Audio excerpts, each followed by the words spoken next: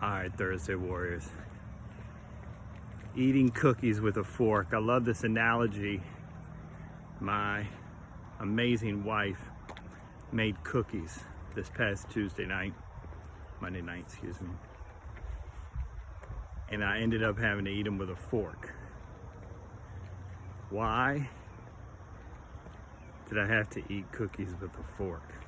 I sound like the Riddler. All right, so what happened was she didn't follow the recipe. And usually her cookies are perfect.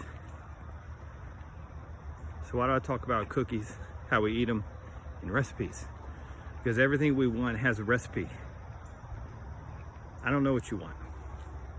I don't know if you want to get back in shape, run a marathon, grow your business.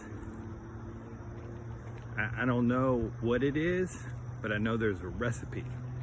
And we are so stuck in human nature that we find the recipe or seek out the recipe and think we can do it better.